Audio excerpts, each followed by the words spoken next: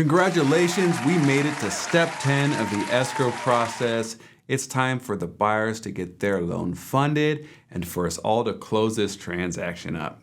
As it sounds, funding is the process when both the buyer sends their down payment and closing money and the lender sends the balance of the funds to the escrow company so they have the full purchase price in possession to give you when we close. Once all the funds are received, the escrow officer will go through and balance their books, make sure everything is in order, and then release the file for recording down at the county recorder.